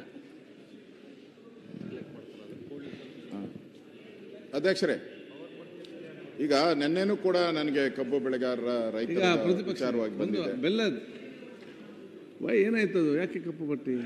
ಇವತ್ತು ಲಿಂಗಾಯತರ ಮೇಲೆ ಏನು ದೌರ್ಜನ್ಯ ಆಗಿತ್ತು, ಆ ದೌರ್ಜನ್ಯದ ಕರಾಳ ದಿನ ಇವತ್ತು 1 ವರ್ಷ ಆಯ್ತು. ಲಿಂಗಾಯತರ ಮೇಲೆ ದೌರ್ಜನ್ಯ ಆಗಿ ಅದ್ರ ಮೇಲೆ ಸರ್ಕಾರ ಒಂದು ವಿಚಾರಣಾ ಆಯೋಗ ಮಾಡಿತ್ತು. ಆಯ್ತು, ಈಗ ವಿಚಾರಣಾ ಆಯೋಗ ಮತ್ತೆ ಅಶೋಕ್ ಅವರೇ, ನೀವೇ ಕೇಳಿದ್ದ ಸರ್ಕಾರ ಹೇಳಿ ಏನು ಆಕ್ಷನ್ ಆಯ್ತು. ಯಾವುದೇ ಒಂದು ನೋಡಿ, ನೀವೆಲ್ಲ ಸೀನಿಯರ್ ಮೆಂಬರ್ಸ್ ಇದ್ದೀರಿ, ಒಂದು ನಿಯಮ ಇದೆ, ಮಾಡ್ತೇವೆ. ಆಯ್ತು, ನಿಯಮ ಇದೆ, ಯಾಕೆ ಈ ರೀತಿ ಮಾಡ್ತೀರಿ? ಯಾವಲ್ಲ ಸೀನಿಯರ್ ಮೆಂಬರ್ಸ್ ಗೊತ್ತಿದೆ. ಈಗ ಕರಿಪಟ್ಟಿ ಹಾಕಿದ್ದು ಅದಕ್ಕಂತ ಕೇಳ್ತಾರೆ. ಸರಿಯಲ್ಲ ನೋಡಿ, ನೀವು ಡೆಪ್ಯೂಟಿ ಲೀಡರ್ ಆಗಿದ್ದೀರಿ, ನಿಮಗೆ ಗೊತ್ತಿದೆ. ಸರ್ಕಾರ ಅದಕ್ಕೆ ಬಗ್ಗೆ ಹೇಳಿ ಅದು ಮತ್ತೆ ಚರ್ಚೆ ಮಾಡುವ. ಈಗ ಇದನ್ನು ಕಟ್ಟಿಯನ್ನು ಮಾಡಿ ಯಾವಾಗ ಚರ್ಚೆ ಕ್ಲಿಯರ್ ಮಾಡಿ. ಯಾವಾಗ ಚರ್ಚೆ ಕೊಡ್ತದೆ? ಆಯ್ತು, ಇದನ್ನು ಕೊಡ್ತೇನೆ. Your should be a model to others. ನೀವು ಬೇರೆಯವರಿಗೆ ಯಾವಾಗ ಚರ್ಚೆ ಕೊಡ್ತೇವೆ. ನೆಕ್ಸ್ಟ್ ಚರ್ಚೆಗೆ ಕೊಡಬೇಕು. ಹಾಗಾದ್ರೆ ಇದ್ರ ಬಗ್ಗೆ ಚರ್ಚೆ ಕೊಡ್ರಿ, ಚರ್ಚೆ ಕೊಡಿ, ಅವರು ತೆಗಿತಾರೆ. ಅಲ್ಲ, ಈಗ ನೆಕ್ಸ್ಟ್ ಮಾತಾಡ್ಲಿಕ್ಕೆ ಅವ್ರಿಗೆ ಇರುವಂತದ್ದು ಕಾನೂನು ಸಚಿವರೇ ಒಂದು ರೂಲ್ಸ್ ಅಂತ ಇದೆ ಅಲ್ಲ, ರೂಲ್ಸ್ ಅಂತ ಇರ್ತದೆ. ಅಧ್ಯಕ್ಷರೇ, ನೀವಿಲ್ಲಿ ಉಪಸಭಾ ಅಧ್ಯಕ್ಷರಾಗಿದ್ದೀರಿ, ಅವಾಗ ಎಷ್ಟು ಸಲ ಎದ್ದಿದ್ದೀರಿ ಗೊತ್ತಿದೆ ನಿಮ್ಗೆ? ಎಷ್ಟು ಕಪ್ಪಟ್ಟಿ ಹಾಕಿದ್ರಿ ಗೊತ್ತಿದೆಯಾ? ನಾನು ನೋಡಿದ್ದೀನಿ. ತಾವು ಗಮನಿಸಿರ್ತಕ್ಕಂಥದ್ದನ್ನು ನಾನು ಗಮನಿಸಿದೆ. ಆದರೆ ಸ್ನೇಹಿತರಾಗಿ ಅವ್ರಿಗೆ ಏನು ಅಂತ ಕೇಳಿಬಿಟ್ಟೆ, ನಾನು ಅಷ್ಟಕ್ಕೆ ಸುಮ್ಮನಾದೆ. ತಾವು ಗಮನಿಸಿದ್ದು ಈ ಸದನದ ಗೌರವವನ್ನು ಎತ್ತಿ ಹಿಡಿಬೇಕಾಗಿರ್ತಕ್ಕಂಥ ದೃಷ್ಟಿಯಿಂದ ನಿಯಮಗಳನ್ನು ತಾವು ನೋಡಿರೋದು ಮಾನ್ಯ ಬೆಲ್ಲದವ್ರ ಗಮನಕ್ಕೂ ನಾನು ತರ್ತೇನೆ. ಸದನದಲ್ಲಿ ಬಾವುಟಗಳು, ಲಾಂಛನಗಳು ಅಥವಾ ಯಾವುದೇ ನಿಶಾನೆಗಳನ್ನು ಪ್ರದರ್ಶಿಸತಕ್ಕದ್ದಲ್ಲ. ಇದು ಈ ಸದನದ ನಿಯಮ. ಈ ನಿಯಮಗಳನ್ನು ಪಾಲನೆ ಮಾಡಬೇಕಾದದ್ದು ನಮ್ಮ ಕರ್ತವ್ಯ. ಆ ಹಿನ್ನೆಲೆಯೊಳಗೆ ನಾನು ತಮಗೆ ವಿನಂತಿ ಮಾಡ್ತೀನಿ, ಆ ರೀತಿಯಾಗಿರ್ತಕ್ಕಂಥದ್ದಾಗಬಾರ್ದು. ತಾವು ಅದಕ್ಕೆ ಸ್ಪಂದಿಸಿದ್ರಿ, ಅದಕ್ಕೆ ನಾನು ನಿಮಗೆ ಅಭಿನಂದಿಸ್ತೀನಿ. Thank you. ಅವ್ರಿಗೆ ಯಾವ ಸಂದರ್ಭದಲ್ಲಿ ಅವಕಾಶ ಕೊಡಿ ನಮ್ಮ ಉಪನಾಯಕರಿಗೆ. ಸಮನ ಅವ್ರು ಸೆಳೆದಿದ್ದಾರೆ, ಈಗ ಗಮನ ಸೆಳೆದಿದ್ದಾರೆ. ಇಲ್ಲ, ಒಳ್ಳೇದಲ್ಲ. ಲೀಡರ್ಶಿಪ್ ಅಂದ್ರೆ ಅದೇ. ಆಯ್ತು, ಮುಂದುವರಿಸಿ. ನೀವು ಕಿತಾಪತಿ ಮಾಡಬೇಡ್ರಿ ಅಂತ ಕಿತಾಪತಿ ಮಾಡಕ್ ಎಲ್ಲ ಉತ್ತರ ಕನ್ನಡ ಬಗ್ಗೆ ಚರ್ಚೆ ಆಗಲಿ. ಅದರಿಂದ ಈಗಾಗಲೇ ಸಚಿವರು ಅದ್ರ ಬಗ್ಗೆ ಮಾತಾಡಿದ್ದಾರೆ. ನಾನು ಹೇಳೋವಂಥದ್ದು, ಇಲ್ಲಿ ಮಾಲೀಕರು ಅವ್ರದ್ದು ನೋಡಬೇಕು, ಅದು ಬೇರೆ ಪ್ರಶ್ನೆ. ಆದರೆ ಹೆಚ್ಚಾಗಿ ನಾವು ರೈತರ ಕಡೆ ಗಮನ ಕೊಡಬೇಕು. ಅವ್ರಿಗೆ ಆಗ್ತಾ ಇರೋ ಅನ್ಯಾಯ ಆದರೂ ಸರಿಪಡಿಸ್ಬೇಕು. ತಾವು ಹೇಳಿದ್ರಿ ಎಲ್ಲ ಕಡೆ ವೇಯಿಂಗ್ ಮಿಷಿನ್ ಇದೆಯಲ್ಲ, ಅಲ್ಲೇ ಮೋಸ ಮಾಡ್ತಾರೆ ಅಂತ. ವೇಯಿಂಗ್ ಮಿಷನ್ನಲ್ಲೇ ಭಾಳ ಮೋಸ ಮಾಡ್ತಾರೆ ಫ್ಯಾಕ್ಟ್ರಿ ಮಾಲೀಕರು ಅಂತ ನೆನ್ನೆ ಮನವಿನೂ ಕೊಟ್ಟಿದ್ದಾರೆ ನನಗೆ. ಆ ಮನವಿ ಏನು ಕೊಟ್ಟಿದ್ದಾರೋ ಅದನ್ನು ಹೇಳ್ತಾ ಇದ್ದೀನಿ. ಮೋಸ ಮಾಡ್ತಾರೆ ಅಂತ ತಾವೇನು ಹೇಳಿದ್ರಿ, ಎಲ್ಲ ಕಡೆ ವೇಯಿಂಗ್ ಮಿಷಿನ್ ಹಾಕ್ತೀನಿ ಅಂತ ಹೇಳಿದ್ರಿ. ಇನ್ನೂ 50% ಹಾಕಿ, ಇನ್ನೂ 50% ಹಾಕೇ ಇಲ್ಲ. ಹಾಂ, ಇನ್ನೂ ಹಾಕಬೇಕು. ಟೆಂಡರ್ ಕರೆದಿದ್ದೀನಿ ಅಂತ ಹೇಳಿದ್ದೀರಾ, ಹಾಕಬೇಕು. ಅದು ಮಾಡಿದ್ರೆ ಇನ್ನೊಂದು ಸ್ವಲ್ಪ ಅವ್ರಿಗೆ ಅವಕಾಶ ಸಿಗುತ್ತೆ. ಅದೇ ರೀತಿ ಇಲ್ಲಿ ಮಿಷಿನ್ ಕಟಾವ್ ಮೂಲಕ 6% ಏನೋ ಕಟ್ ಮಾಡ್ತಾ ಇದ್ದಾರಂತೆ. ಮಿಷಿನ್ ಕಟಾವ್ ಮಾಡಿದ್ರು, ಯಾಕಂದ್ರೆ ಮಿಷಿನ್ ಕಟಾವ್ ಮಾಡಿದ್ರೆ ಕ್ಲಿಯರ್ ಆಗಿ ಹೋಗುತ್ತೆ, ಅದು ಯಾವುದೂ ವೇಸ್ಟೇಜ್ ಬರಲ್ಲ. ಅಲ್ಲೂ 6% ಕಟ್ ಮಾಡ್ತಾ ಇದ್ದಾರೆ. ಅದ್ರ ಬಗ್ಗೆನೂ ಅವ್ರು ಮನವಿ ಕೊಟ್ಟಿದ್ದಾರೆ. ಅದರಿಂದ ಅವ್ರಿಗೆ ಎಲ್ಲಿ ತೂಕದಲ್ಲಿ ಏನು ಮೋಸ ಆಗ್ತಾ ಇದೆ, ಮತ್ತು ಕಟಾವು ಮಾಡೋದ್ರಲ್ಲಿ ಏನಾಗ್ತಾ ಇದೆ, ಅವ್ರದ್ದು ಹಳೆ ಮಾದರಿ ರೆವಿನ್ಯೂ ಶೇರಿಂಗ್ ಫಾರ್ಮುಲಾ RSP 70-30 ಏನು ಸ್ಕೀಮು ಕೇಳ್ತಾ ಇದ್ದಾರೆ, ಅದನ್ನು SAP ಅದ್ರ ಕಡೆನೂ ಮಾಡಬೇಕು. ಮತ್ತು ಸುಟ್ಟು ವಿಚಾರ ಏನಿದೆ, ಸುಟ್ಟದ್ದು ಅಂತೇಳಿ ಬೆಂಕಿ ಬಿದ್ದರೆ ಸುಟ್ಟೋದ್ರೆ ಏನು ಅಂತ ಲಾಸ್ ಆಗಲ್ಲ, ಅದಕ್ಕೆ 25% ಕಟ್ ಮಾಡ್ತಾ ಇದ್ದಾರೆ ಅಂತ ಫ್ಯಾಕ್ಟ್. ಇದು ಕೂಡ ಅವ್ರ ಬಗ್ಗೆ ನೀವು ಗಮನ ಹರಿಸ್ಬೇಕು ಅನ್ನೋದು ತಮಗೆ ನಾನು ಹೇಳ್ತಾ ಇದ್ದೀನಿ.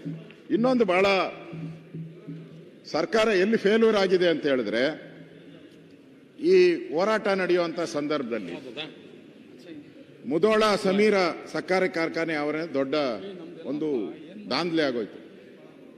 ಮುಧೋಳದಲ್ಲಿ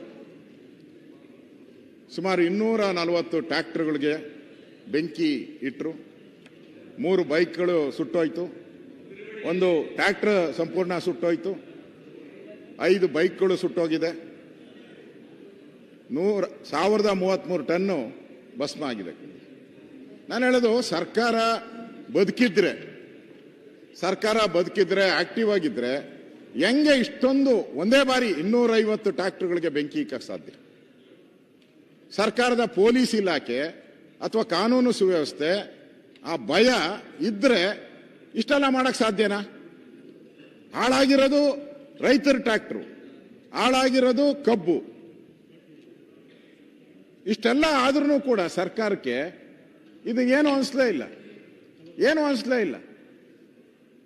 ಹೆಂಗ್ ಧೈರ್ಯ ಮಾಡಿದ್ರು ಇವರು ಇಷ್ಟೊಂದು ಸುಡ್ಬೇಕಾದ್ರೆ? ಒಂದು ಫ್ಯಾಕ್ಟ್ರಿ ಒಳಗಡೆ ನುಗ್ಗಿ, ಅದು ವ್ಯವಸ್ಥೆನೇ ಇಲ್ಲ. ಗೊತ್ತಿದೆ ಸ್ಟ್ರೈಕ್ ಆಗ್ತಾ ಇದೆ, ಆಯ್ತು, ಒಂದೇ ನಿಮಿಷ, ನಾನು ಈಲ್ಡ್ ಆಗಿಲ್ಲ, ನೆನ್ನೆನೇ ಹೇಳಿದ್ದಾರೆ.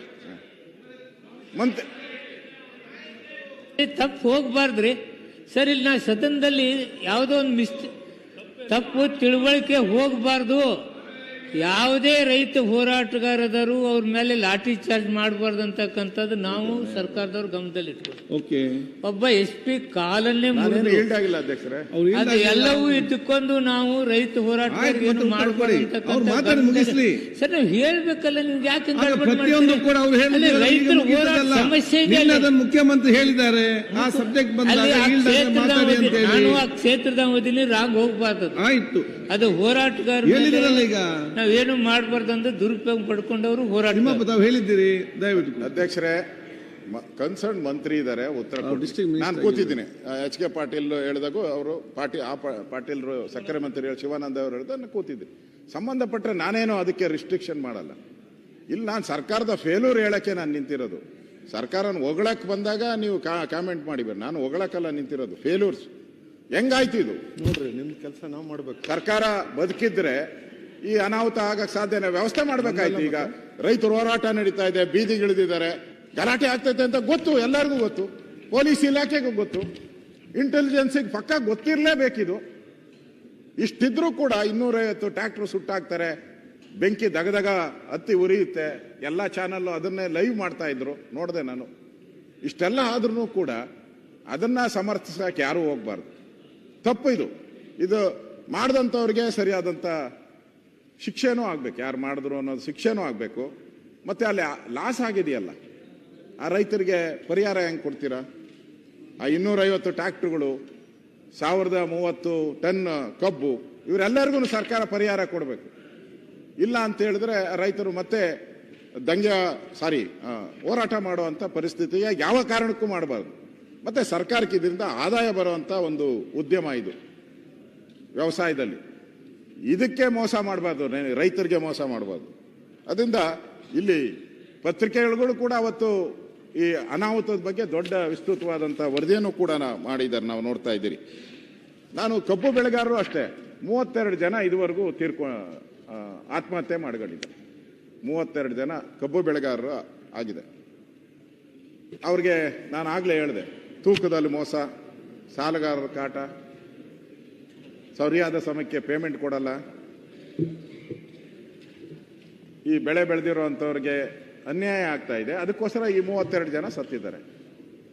ಅಲ್ಲೇ ರಾಯಬಾಗ್ ತಾಲೂಕಿನ ಅರಕೂರು ಗ್ರಾಮದಲ್ಲಿ ಒಬ್ಬ ರೈತ ಲಕ್ಕಪ್ಪ ಗುಣಕಾರ ವಿಷ ಸೇವಿಸಿ ಆತ್ಮಹತ್ಯೆ ಮಾಡ್ಕೊತಾರೆ. ಅವರು ಸಾವಿನ ನೋವಿನ ನೋಡಿ ಬಹಳ ದಿನ, 3-4 ದಿನ ಇರ್ಬೋದು. ಒಬ್ಬ ಮಂತ್ರಿನೂ ಅಲ್ಲಿ ಹೋಗಿಲ್ಲ, ಭೇಟಿ ಮಾಡಿಲ್ಲ, ಹೋಗಿಲ್ಲ. ಸಾಂತ್ವನ ಆದರೂ ಹೇಳ್ಬೇಕಲ್ಲ, ರಿಕವರಿ ಆದ್ರೂ ಬೇರೆ ಭೇಟಿ ಮಾಡಬೇಕಾಯಿತು, ಸಾಂತ್ವನ ಹೇಳಬೇಕಾಯಿತು. ಅದರಿಂದ ಮಂತ್ರಿಗಳು ಅದ್ರ ಬಗ್ಗೆ ಗಮನ ಹರಿಸ್ಬೇಕು, ನ್ಯಾಯ ಸಿಗಬೇಕು, ಕಬ್ಬು ಬೆಳೆಗಾರರಿಗೆ ನ್ಯಾಯ ಸಿಗಬೇಕು ಅನ್ನೋದು ನನ್ನ ಒಂದು ಮಾತನ್ನ ಇವತ್ತು ಹೇಳ್ತಾ ಇದ್ದೀವಿ. ಇನ್ನು ತುಂಗಭದ್ರಾ ಜಲಾಶಯದ ಬಗ್ಗೆ ಆ ತುಂಗಭದ್ರಾ ಜಲಾಶಯದ ಗೇಟು 2024 ಅವತ್ತು 19ನೇ ಗೇಟು ಒಡೆದೋಗ್ತೈತೆ. ನಮಗೂ ಗೊತ್ತಾಗ್ತದೆ, ನಾನು ಹೋಗಿದ್ದೆ, ಭೇಟಿ ಮಾಡಿದೆ. ನೀರೆಲ್ಲ ಹರಿದು ಆಂಧ್ರ ಪ್ರದೇಶಕ್ಕೆ ಹೋಗ್ತಾ ಇತ್ತು. ಪ್ರತಿ ವರ್ಷನೂ ಕೂಡ 2ನೇ ಬೆಳೆಗೆ ಅಲ್ಲಿ ಅವಕಾಶ ಸಿಗ್ತಾ ಇತ್ತು ರೈತರಿಗೆ, ಲಕ್ಷಾಂತರ ಎಕರೆ ರೈತರಿಗೆ. ಹೊರಟೋಯ್ತು. ನಾನು ಭೇಟಿ ಮಾಡಿದ್ದೆ, ಮಂತ್ರಿಗಳು ಭೇಟಿ ಮಾಡಿದ್ರು, ನೀರಾವರಿ ಮಂತ್ರಿ ಹೋಗಿ ಭೇಟಿ ಮಾಡಿದ್ರು. ಪ್ರಗತಿ 0. ನಾನು 3 ಬಾರಿ ಹೋಗಿದ್ದೀನಿ. ಅದಾದ್ಮೇಲೆ ಅಲ್ಲಿ ರೈತರು ಒತ್ತಡ ಮಾಡಿದ್ರು, 2ನೇ ಬಾರಿ ಹೋದೆ. ಮೊನ್ನೆನೂ ಕೂಡ ಒಂದು 15 ದಿನದಿಂದ ಮತ್ತೆ ಆ ಮ್ಯಾನುಫ್ಯಾಕ್ಚರ್ ಮಾಡೋ ಸ್ಥಳಕ್ಕೆ ಹೋದೆ. ನಾನು ಹೋದಾಗ 12 ಕೋಟಿ ಇದು ಬಿಲ್ಲು, ಫಸ್ಟ್ ಬಿಲ್ ಕೊಟ್ಟಿದ್ದೀರಿ ಸರ್, ಇನ್ನೂ ದುಡ್ಡೇ ಕೊಟ್ಟಿಲ್ಲ ಅಂದ್ರು. ಇವಾಗ ಕೊಟ್ಟಿದ್ದಾರೆ ಹೆಂಗೋ ಗೊತ್ತಿಲ್ಲ, ಅಧಿವೇಶನ ನಡೆದೆ, ಕೊಟ್ಟಿಲ್ಲ ಅಂತ ಹೇಳಿದ್ರು. ಒಟ್ಟು 65 ಕೋಟಿಗೋ ಏನೋ ಇದಾಗಿದೆ ಟೆಂಡರ್, ಬಿಲ್ಲೇ ಕೊಟ್ಟಿಲ್ಲ. ಗೇಟ್ಗಳು ಮಾತ್ರ ಕೂತರಿಸ್ಬೇಕು ಅಂತ. ಅಲ್ಲಿ ಪಾದಯಾತ್ರೆ, ಹೋರಾಟ, ಬಂದು ದಿನನಿತ್ಯ ನಡೀತಾ ಇದೆ, ಇವತ್ತಿಗೂ ನಡೀತಾ ಇದೆ. ಲಕ್ಷಾಂತರ ಈ ರಾಜ್ಯಕ್ಕೆ ಆದಾಯ ಬರುವಂತ ಜಿಲ್ಲೆಗಳಲ್ಲಿ ಇವತ್ತು 2ನೇ ಬೆಳೆ ಇಲ್ಲ. ನಾನು ಕೇಳಿದೆ ಅಧಿಕಾರಿಗಳನ್ನ, ಸಭೆ ಕರೆದು, ಏನೋ ಯಾವಾಗ ಕಂಪ್ಲೀಟ್ ಮಾಡ್ತೀರಪ್ಪ ಅಂದ್ರು. ಮಾರ್ಚಲ್ಲಿ ಆಗ್ಬೋದು ಸರ್ ಅಂತದ್ದು. ಇವಾಗೇನೋ ಕುಂಡ್ರಸಕ್ಕೆ ಹೊರಟಿದ್ದಾರೆ. ಕರುನಾಡಿನ ರೈಲ್ವೆ ಭೂಪಟವನ್ನೇ ಬದಲಿಸಬಲ್ಲ ಮಾಡ್ಬೇಕದನ್ನು 30 ರಿಪೇರಿ. ನನ್ಗನ್ಸತ್ತೆ ಈ ಮಳೆಗಾಲ ಬಂದ್ರೂ ಆಗಲ್ಲ. 2ನೇ ಬೆಳೆ ಮುಂದಿನ ವರ್ಷದಕ್ಕೂ ಇಲ್ಲ ಅಂದ್ರೆ 2 ಬೆಳೆ ಲಾಸ್ ಆಯ್ತು. ಯಾರಿಂದ? ಈ ಸರ್ಕಾರದ ವಿಳಂಬ ನೀತಿಯಿಂದ ಆಯ್ತು. ಈ ಸರ್ಕಾರ ರೈತರಿಗೆ ಮಾಡಿದಂತ ಅನ್ಯಾಯದಿಂದ ಆಯ್ತು. ಇದನ್ನ ನಾವು ಕೇಳ್ತಾ ಇದ್ದೀರಿ. ಈ ತರ ನೀವು ಡಿಲೇ ಮಾಡ್ಕೊಂಡು ನಿಮ್ಮ ಹತ್ರ ಏನಾದ್ರು ಪ್ರಾಬ್ಲಮ್ ಇರಲಿ ಪರವಾಗಿಲ್ಲ, ನಾನು ಹೇಳ್ತೀನಿ, ಇನ್ನು ಇದೆ. ಈ ನೀರನ್ನ ಉಳಿಸಿದ್ರೆ ಇವತ್ತು ಕೋಟ್ಯಾಂತರ ರೂಪಾಯಿ ರೈತರಿಗೂ ಆದಾಯ ಬರ್ತಾ ಇತ್ತು, ಸರ್ಕಾರಕ್ಕೂ ಆದಾಯ ಬರ್ತಾ ಇತ್ತು. ನಾವು ಪದೇ ಪದೇ ಹೇಳ್ತೀರಿ, ರೈತರ ಆದಾಯ ಜಾಸ್ತಿ ಮಾಡಿದ್ರೆ ಸರ್ಕಾರಕ್ಕೂ ಬೆನಿಫಿಟ್ ಆಗ್ತದೆ. ಅದು ನಮ್ಮ ಉದ್ದೇಶ, ನಮ್ಮ ಮ್ಯಾನಿಫೆಸ್ಟೋದಲ್ಲೇ ಇದೆ, ಮಾಡಬೇಕು ಅಂತ. ಕೃಷಿ ಇಲಾಖೆ ನೆನ್ನೆ ಓದಿದ್ದೀನಿ ನಾನು. ಕೃಷಿ ಇಲಾಖೆಯಲ್ಲಿ ಮೇನ್ ಇರೋದು ಅದೇ, ನಮ್ಮ ರೈತರಿಗೆ ಹೆಚ್ಚು ಆದಾಯ ಬರೋ ರೀತಿ ಮಾಡಬೇಕು. ಎಲ್ಲಿ ಮಾಡ್ತಾ ಇದ್ದೀರಾ? ಒಂದು ಗೇಟ್ ಮುಚ್ಚಕ್ಕೆ 1 ವರ್ಷ ತಗೊಂತಾ ಇದ್ದೀರಲ್ಲ, ಗೇಟ್ಗಳು ಮುಚ್ಚಕ್ಕೆ ಒಂದು ಡ್ಯಾಮ್. ಹಿಂದೆ KRS ಆದಾಗೂ ಕೂಡ ಬಸವರಾಜ ಬೊಮ್ಮಾಯಿ ಅವರಿದ್ರು. ಇಮಿಡಿಯೇಟ್ ಆಗಿ ಅದನ್ನ ಎಲ್ಲ ಗೇಟ್ಗಳನ್ನ ಸರಿ ಮಾಡಿಸಿದ್ರು, ಹಣ ಬಿಡುಗಡೆ ಮಾಡಿದ್ರು. ಇಲ್ಲಿ ಹಣ ಬಿಡುಗಡೆ ಮಾಡೋಕ್ಕೂ ಇವ್ರ ಹತ್ರ ಕಾಸಿಲ್ಲ. ಬಿಲ್ಲು 12 ಕೋಟಿ ಬಿಲ್ಲು ಇನ್ನೂ ಪೆಂಡಿಂಗ್ ಇದೆ. ಕೊಟ್ಟಿದ್ದಾರೋ ಹೆಂಗೋ ಗೊತ್ತಿಲ್ಲ. ನಾನು ಅಲ್ಲಿ ಹೋದಾಗಂತೂ ಕೊಟ್ಟಿಲ್ಲ ಕೊಟ್ಟಿಲ್ಲ ಕೊಟ್ಟಿಲ್ಲ ಕೊಟ್ಟಿಲ್ಲ ಅಂತ ಹೇಳು. ಇದು ಸರ್ಕಾರ ಅಲ್ಲಿ ಉತ್ತರ ಕರ್ನಾಟಕದ ಭಾಗದ ರೈತರಿಗೆ ಮಾಡ್ತಾ ಇರೋ ಅನ್ಯಾಯ ಅಂತ ನಾನು ಹೇಳ್ತಾ ಇದ್ದೀನಿ. ಅದರಿಂದ ನಾನು ಸರ್ಕಾರಕ್ಕೆ ಡಿಮ್ಯಾಂಡ್ ಹೇಳ್ತಾ ಇದ್ದೀನಿ. ಈಗ 2ನೇ ಬೆಳೆ ಲಾಸ್ ಆಗಿದೆ, ಬೆಳೆ ಬೆಳೀತಾ ಇಲ್ಲ. ಅವರು ಹೋರಾಟಗಳು ನಡೀತಾ ಇದೆ, ಇವತ್ತಿಗೂ ನಡೀತಾ ಇದೆ. ಸಾವಿರಾರು ಜನ ಹೋರಾಟ ಮಾಡ್ತಾ ಇದ್ದಾರೆ, ಪಾದಯಾತ್ರೆಗಳು ಎಲ್ಲ ಮಾಡ್ತಾ ಇದ್ದಾರೆ. ನಾನು ಸರ್ಕಾರಕ್ಕೆ ಹೇಳುವಂಥದ್ದು, ಇದಕ್ಕೆ 25,000 ಪ್ರತಿ ಎಕರೆಗೆ 25,000 ಪರಿಹಾರ ಕೊಡಿ. ನೀವು ಮಾಡಿದ ಮಿಸ್ಟೇಕಿಂದ ಇವತ್ತು ರೈತರಿಗೆ ಬೆಳೆ ಹಾನಿ ಆಗ್ತಾ ಇದೆ. 25,000 ರೂಪಾಯಿ ಪರಿಹಾರವನ್ನ ಆ ಉತ್ತರ ಕರ್ನಾಟಕದ ಜನಕ್ಕೆ, ಆ ಭಾಗದ ಜನಕ್ಕೆ ಕೊಡಬೇಕು. ಅನ್ಯಾಯ ಹೋಗ್ತಾ ಇದೆ, ಆಂಧ್ರಾಗ ಹೋಗ್ತಾ ಇದೆ, ಆಂಧ್ರದಿಂದ ಸಮುದ್ರಕ್ಕೆ ವೇಸ್ಟ್ ಆಗಿ ಹೋಗ್ತಾ ಇದೆ. ಇಲ್ಲಿ ಬಹಳ ಜನ ಮಾತಾಡ್ತಾರೆ, ಕಾವೇರಿದೇನಾದ್ರೂ 1 ತೊಟ್ಟು ನೀರು ಹೆಚ್ಚು ಕಮ್ಮಿ ಆದ್ರೆ ಎಷ್ಟು ಗಲಾಟೆಗಳು ಆಗ್ತೈತೆ ಅಂತೇಳಿ. ಅದೇ ತರ ಇದನ್ನು ನೋಡ್ಬೇಕಲ್ಲ, ಕಾವೇರಿ ತರ ಈ ತುಂಗೇನು ನೋಡ್ಬೇಕಲ್ಲ. ಇಲ್ಲಿ ಆಗ್ತಾ ಇರೋಂತ ರೈತರಿಗೆ ಆಗ್ತಾ ಇರೋ ನೋವನ್ನ ನೋಡ್ಬೇಕಲ್ಲ. ವಿಧಾನಸಭಾ ಅಧಿವೇಶನ ಬೆಳಗಾವಿಯಲ್ಲಿ ನಡೀತಾ ಇದೆ, ಇವಾಗಾದ್ರೂ ಇದ್ರ ಬಗ್ಗೆ ಚರ್ಚೆ ಆಗ್ಬೇಕಲ್ಲ. ಯಾಕೆ ಗೇಟು ಯಾವಾಗ ಮುರಿದೋಯ್ತು, ಯಾವಾಗ ಕೂತರಿಸ್ತೀರಾ, ಎಷ್ಟು ಹಣ ಬಿಡುಗಡೆ ಮಾಡಿದ್ದೀರಾ ಕೊಡ್ಬೇಕಲ್ಲ ಮಂತ್ರಿಗಳು. ಇಲ್ಲ, ಮಂತ್ರಿಗಳಿಗೆ ಅದಿಲ್ಲೇ ಇಲ್ಲ. ಅವ್ರು ಪೂರ್ತಿ ಬೆಂಗಳೂರು ಡೆಲ್ಲಿಯಲ್ಲೇ ಕೂತಿದ್ದಾರೆ, ನೀರಾವರಿ ಮಂತ್ರಿ. ಡೆಲ್ಲಿ ಬೆಂಗಳೂರು ಬಿಟ್ಟು ಎಲ್ಲೂ ಹೋಗಿದ್ ಕಾರಣ. ಇಲ್ಲಿಗಂತೂ ನಾನು ವಿರೋಧ ಪಕ್ಷದ ನಾಯಕನಾಗಿ 3 ಬಾರಿ ಹೋಗಿದ್ದೀನಿ. ಅವ್ರು 1 ಬಾರಿ ಏನೋ ಹೋಗಿದ್ದನ್ನು ನೋಡಿದ್ದೀನಿ ಅಷ್ಟೇ, ಹೋಗಿಲ್ಲ ಅವರು. ಮತ್ತೆ ಉತ್ತರ ಕರ್ನಾಟಕದ ಅಭಿವೃದ್ಧಿ ಆಗ್ಬೇಕು ಹಣ ಎಲ್ಲ ಆಗ್ತೈತೆ, ಹಣನೇ ಬಿಡುಗಡೆ ಮಾಡಿಲ್ಲ. ಸರ್ಕಾರದ ಯೋಗ್ಯತೆಗೆ ಹಣ ಬಿಡುಗಡೆ ಮಾಡಿಲ್ಲ. 12 ಕೋಟಿ ಅಭಿವೃದ್ಧಿ ಹೆಂಗಾಗ್ತೈತೆ? ಇದು ಬಹಳ ಮೋಸ ಮಾಡ್ತಾ ಇದ್ದಾರೆ ಅಧ್ಯಕ್ಷರೇ ಉತ್ತರ ಕರ್ನಾಟಕ. ಇದು ಒಂದು ಎಕ್ಸಾಂಪಲ್. ನೀರಿನ ವಿಚಾರವಾಗಿ ಬೇರೆದೇನೋ ಒಂದು ಸ್ವಲ್ಪ ಹೆಚ್ಚು ಕಮ್ಮಿ ಆಗಲಿ, ನೀರಿನ ವಿಚಾರವಾಗಿ ನೀರು ಹಾಳಾಗ್ತಾ ಇದೆ, ಅನ್ಯಾಯ ಆಗ್ತಾ ಇದೆ ಅಂತ ನೀರಿಗೂ ವ್ಯವಸಾಯಕ್ಕೂ ಕೊಡುವಂತ ಯೋಗ್ಯತೆಯನ್ನ ಇವತ್ತು ಸರ್ಕಾರ ಕಳ್ಕೊಂಡಿದೆ.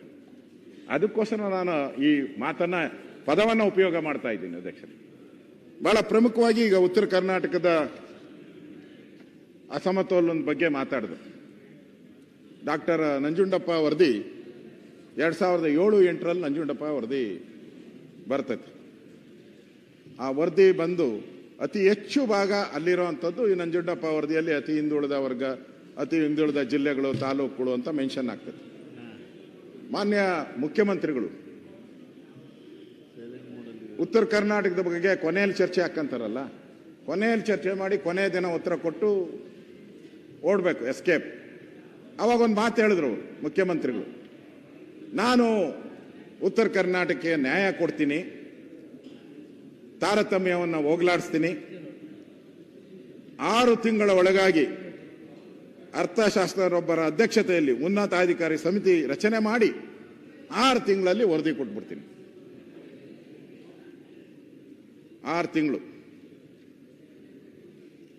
6 ತಿಂಗಳಲ್ಲಿ ಆಯ್ತು. ಪ್ರೊಫೆಸರ್ ಎಂ ಗೋವಿಂದರಾವ್ ಅಧ್ಯಕ್ಷತೆಯಲ್ಲಿ ಉನ್ನತ ಪ್ರಾಧಿಕಾರ ಆಯ್ತು. 6 ತಿಂಗಳಾಯ್ತು, 12 ತಿಂಗಳಾಯ್ತು. 6 ತಿಂಗಳಲ್ಲಿ ವರದಿ ಬರಬೇಕಾಗಿತ್ತು. 6 ತಿಂಗಳು ವರದಿನೂ ಬಂದಿಲ್ಲ. ಈಗ 12 ತಿಂಗಳಾಯ್ತು, ವರದಿನೂ ಇಲ್ಲ. ನಾನು ಮೊನ್ನೆ ಫೋನ್ ಮಾಡಿದ್ದೆ ಆ ಇಲಾಖೆಗೆ. ನಾನು ಈ ಸರಿ ಎಲ್ಲ ಇಲಾಖೆ ಸೆಕ್ರೆಟರಿಗೂ ಫೋನ್ ಮಾಡಿದ್ದೀನಿ. ನಾನು ಏನಪ್ಪ ಸ್ಥಿತಿ ಅಂತ ಹೇಳಿ ಅವ್ರು ಕೇಳಿದೆ. ಇನ್ನೂ ಮ್ಯಾಚಪ್ ಮಾಡ್ತಾ ಇದ್ದೀರಿ ಸರ್ ಅಂತ, ಮೇಕಪ್ ಮಾಡ್ತಾ ಇದ್ದೀರಿ ಸರ್ ಅಂತ. ಈ ಸಿನಿಮಾ ಮಾಡಬೇಕಾದ್ರೆ ಮೇಕಪ್ ಮಾಡ್ತಾರಲ್ಲ, ಕೊನೆ ಎಂಡಿಂಗ್, ಆ ಮೇಕಪ್ ಮಾಡ್ತಾ ಇದ್ದೀನಿ. ಮೇಕಪ್ ಮಾಡೋದು ಯಾವಾಗ, ವರದಿ ಬರೋದು ಯಾವಾಗ ಬರೋದು? ಮುಖ್ಯಮಂತ್ರಿಗಳು 6 ತಿಂಗಳಂತ ಇಲ್ಲಿ ಹೇಳ್ಬಿಟ್ರು, ವಿಧಾನಸಭೆಯಲ್ಲಿ ಇಲ್ಲೇ ಹೇಳಿದ್ರು. ಎಲ್ಲಿ ವರದಿನೂ ಇಲ್ಲ, ಉತ್ತರ ಕರ್ನಾಟಕ ಅಭಿವೃದ್ಧಿನೂ ಇಲ್ಲ. ಅಧ್ಯಕ್ಷ, ನಾವು ಚರ್ಚೆ ಮಾಡಿ ಪ್ರತಿ ಸರಿ ಮಾಡ್ತೀರಿ, ಎಲ್ಲ ಕಡೆ ದಿನನಿತ್ಯ ಕೂಗು, ಈಗ ಉತ್ತರ ಕರ್ನಾಟಕ ಸಪರೇಟ್ ಆಗಬೇಕು, ಈ ಥರದ್ದೆಲ್ಲ ನಾವು ನೋಡ್ತಾ ಇದ್ದೀವಿ. ಯಾಕೆ ಇದೆ delay? Because of delay. Any any project ಉತ್ತರ ಕರ್ನಾಟಕ ಡಿಲೇ ಡಿಲೇ ಡಿಲೇ. ಹೇಳ್ತೀನಿ ಈಗ ಅದನ್ನ ಡಿಲೇ ಹೆಂಗ್ ಮಾಡ್ತಾರೆ ಅಂತೇಳಿ. ಇದೊಂದರಲ್ಲಿ ಡಿಲೇ ಆಯ್ತಲ್ಲ ಈಗ. ಗೋವಿಂದರಾವ್, ಸನ್ಮಾನ್ಯ ಗೋವಿಂದರಾವ್ ಅವ್ರದ್ದು ಇನ್ನೂ ಬಂದಿಲ್ಲ ಅವ್ರದ್ದು. ಮತ್ತೆ ಮುಖ್ಯಮಂತ್ರಿಗಳು ಹೇಳ್ಬೇಕು, ಅವ್ರು ಮತ್ತೆ ಸಮಯ ಕೊಡ್ಬೇಕಲ್ಲ. ಈಗ 6-12 ತಿಂಗಳಾದ್ಮೇಲೆ ಇನ್ನೊಂದು 6 ತಿಂಗಳು ಕೊಡ್ಬೇಕು. ಹಿಂಗೆ ಆದ್ಮೇಲೆ ಅಷ್ಟೊತ್ತಿಗೆ ಸರ್ಕಾರನೇ ಇರಲ್ಲ, ನಾವು ಗೊತ್ತಿಲ್ಲ. ಅದಕ್ಕೆ ನಿಮಗೆ ನಾನು ಉತ್ತರ ಕರ್ನಾಟಕದ ಕಾಳಜಿ ಇದೆ, ನನಗಿದೆ ಅಂತ ಪದೇ ಪದೇ ಹೇಳ್ತಾರೆ ಸರ್ಕಾರ, ಮುಖ್ಯಮಂತ್ರಿಗಳು.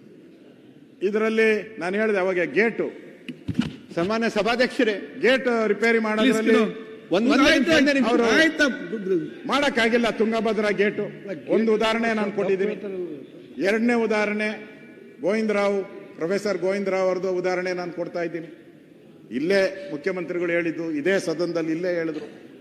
ಇನ್ನ ಅದಕ್ಕೇನು ಉಪ್ಪು ಖಾರ ಏನೂ ಇಲ್ಲ, ಹುಳಿನೂ ಇಲ್ಲ. ಸಭಾಧ್ಯಕ್ಷರೇ, ಏನೂ ಇಲ್ಲ. ಪ್ರೊಫೆಸರ್ ಗೋವಿಂದರಾವ್ ಫೈನಲ್ ಸ್ಟೇಜ್ ಅಲ್ಲಿ ಇದೆ.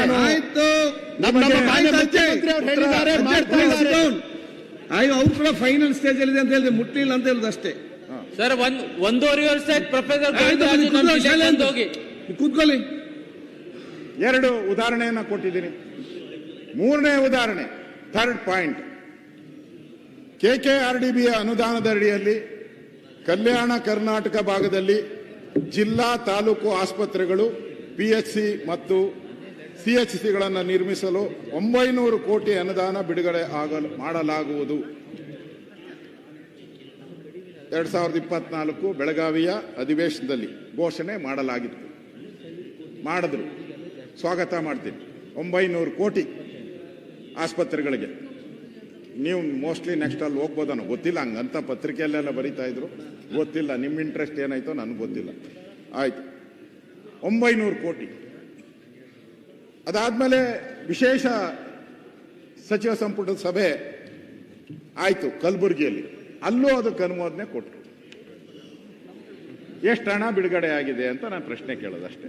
ನಮ್ದೆಲ್ಲ ಪ್ರಶ್ನೆ, ಅದಕ್ಕೆ ಅನುಮೋದನೆ ಕೊಟ್ಟಿದ್ದೀರಾ, ಎಷ್ಟು ಹಣ ಬಿಡುಗಡೆ ಮಾಡಿದ್ರಿ, ಗುದ್ದಲಿ ಪೂಜೆ ಆಯ್ತಾ, ಇನಾಗ್ರೇಷನ್ ಆಯ್ತಾ, ಇಷ್ಟೇ ನಾನು ಕೇಳೋದು ಪ್ರಶ್ನೆ ಇವತ್ತು ಸರ್ಕಾರ.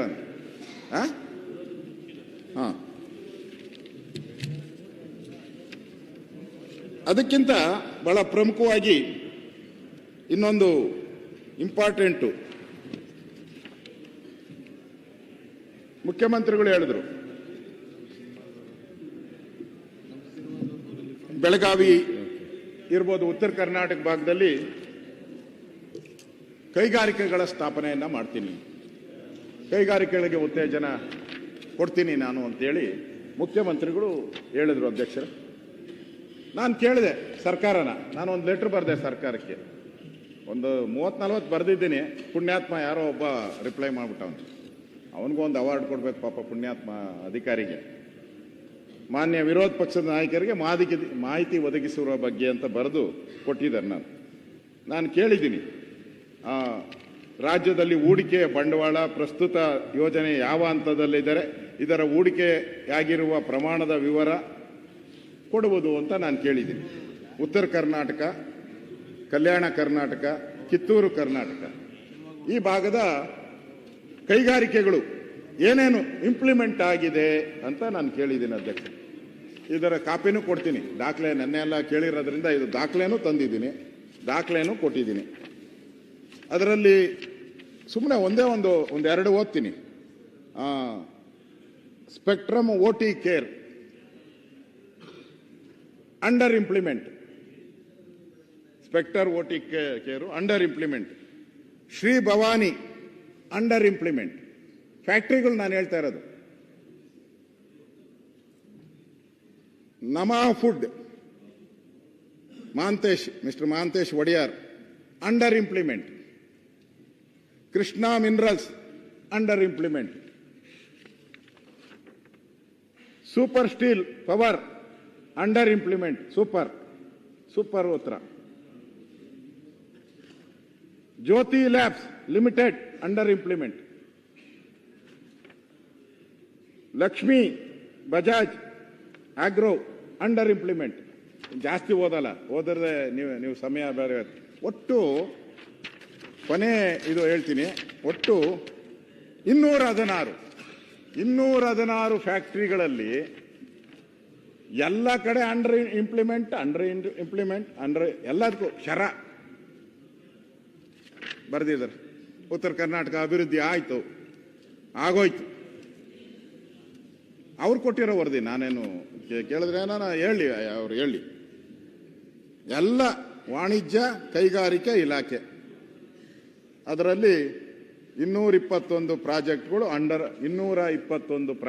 Under implement. ಉದ್ಧಾರ ಅಭಿವೃದ್ಧಿ ಉತ್ತರ ಕರ್ನಾಟಕಕ್ಕೆ ಭರಪೂರ. ನಾನು ನೋಡಿದೆ ಅವತ್ತು ಪೇಪರ್, ನನಗೆ ಆಶ್ಚರ್ಯ ಆಗೋಯ್ತು. ಅವರು ಕ್ಯಾಬಿನೆಟ್ ಮೀಟಿಂಗ್ ಕಲಬುರಗದಲ್ಲಿ ಮಾಡಿದಾಗ ನೋಡಿದೆ ನಾನು. ಆಮೇಲೆ ವಿಧಾನಸಭಾ ಅಧಿವೇಶನದಲ್ಲಿ ಮುಖ್ಯಮಂತ್ರಿಗಳು ಅವತ್ತು ರಿಪ್ಲೈ ಮಾಡಿದ್ರಲ್ಲ, ನಾವೇನೇನೋ ಹೇಳಿದ್ರಿ ಎಲ್ಲ MLAಗಳು, ಅದರಲ್ಲಿ ರೂಲಿಂಗ್ ಪಾರ್ಟಿಯವರು ಪಾಪ ಅವ್ರನ್ನೂ ಏನು ನಾವು ಇದು ಮಾಡಂಗಿಲ್ಲ. ರೂಲಿಂಗ್ ಪಾರ್ಟಿಯ ಭಾಳಷ್ಟು ಉತ್ತರ ಕರ್ನಾಟಕ MLAವರು ಓಪನ್ ಆಗಿ ಮಾತಾಡಿ ಸಜೆಷನ್ ಕೊಟ್ಟರು, ಏನೇನನ್ನೇ ಆಗ್ತಾ ಇದೆ ಅಂತ. ಇವತ್ತು ಯಾರೋ ಅಲ್ಲಿ ಒಬ್ಬರು ಸದಸ್ಯರು ಮಾತಾಡ್ತಾ ಹೇಳ್ತಾ ಇದ್ರು, ಏನು ರೆವಿನ್ಯೂ ಇಲಾಖೆಯಲ್ಲಿ ಏನು ಆಗ್ತಾ ಇದೆ ಅನ್ಯಾಯ, ಮತ್ತೆ ಸಾವು ನೋವುಗಳ ಬಗ್ಗೆ ಹೇಳಿದ್ರು, ಆತ್ಮಹತ್ಯೆ ಬಗ್ಗೆ ಹೇಳಿದ್ರು. ಅದು ಅಷ್ಟೆಲ್ಲ ಆದಾಗ ನಾನು ಮಾರನೇ ದಿನ ಪತ್ರಿಕೆಯಲ್ಲಿ ನೋಡಿದೆ, ಮುಖ್ಯಮಂತ್ರಿಗಳು ರಿಪ್ಲೈ ಆದ ತಕ್ಷಣ ಬಂತು ಫ್ರಂಟ್ ಲೈನಲ್ಲಿ ಭರಪೂರ ಭರವಸೆಗಳು, ಉತ್ತರ ಕರ್ನಾಟಕಕ್ಕೆ ಭರಪೂರ ಭರವಸೆಗಳು. ಇಲ್ಲಿ ಎಲ್ಲ ಫೇಲೂರು, ಎಲ್ಲ ಫೇಲ್. ಅಂಡರ್ ಒಂದು ಅಪ್ಪರ್ ಇಲ್ಲ, ಎಲ್ಲ ಅಂಡರ್ ಇದಕ್ಕೆ ಹೋಗಿದೆ. ಉದ್ಧಾರ ಆಗೋದು ಹೆಂಗೆ? ಕೈಗಾರಿಕೆಗಳು ಬರಬೇಕು ಉತ್ತರ ಕರ್ನಾಟಕ ಎಲ್ಲ. ನಾನು ಬೆಂಗಳೂರನು, ಅವ್ರು ಹುಟ್ಟಿರೋದು ನಾನು ಬೆಂಗಳೂರಲ್ಲಿ ಸಾಕಾಗ್ಬಿಟ್ಟಿದೆ ಕೈಗಾರಿಕೆಗಳು, ಸಾಕು ಅನ್ಸ್ಬಿಟ್ಟಿದೆ. ಅಲ್ಲಿ ಪೊಲ್ಯೂಷನ್ ರೇಟ್ ಜಾಸ್ತಿ ಆಗ್ತಾ ಇದೆ ಬೆಂಗಳೂರು. ನೆನ್ನೆ ನಾನು ಪೊಲ್ಯೂಷನ್ ನಮ್ಮನೆ ಹತ್ರ ಚೆಕ್ ಮಾಡಿಸ್ದೆ, 100ಕ್ಕೆ ಹೋಗ್ಬಿಟ್ಟಿದೆ ಪೊಲ್ಯೂಷನ್. ಅವಾಗ ನಾವೆಲ್ಲ 50 ಅಂತ ತಿಳ್ಕೊಂಡ್ರಿ, ಮಾನದಂಡ 50 ಒಳಗಡೆ ಇರಬೇಕು. ಪರವಾಗಿಲ್ಲ, ಮೈಸೂರು ನಂಬರ್ 1 ಇದೆ, ದೇಶದಲ್ಲೇ ಒಳ್ಳೆ ಇದೆ. ಅದಕ್ಕೆ ಅವ್ರು ಅಲ್ಲೇ ಸೆಟ್ಲ್ ಔಟ್ ಅವರು ಮುಖ್ಯಮಂತ್ರಿಗಳು. ನಮ್ಮದು ಏರ್ತಾನೆ ಇದೆ ಪೊಲ್ಯೂಷನ್. ಉತ್ತರ ಕರ್ನಾಟಕದಲ್ಲಿ ಆಗಬೇಕು, ಉತ್ತರ ಕರ್ನಾಟಕದಲ್ಲಿ ಅಭಿವೃದ್ಧಿ ಆಗಬೇಕು ಸರ್.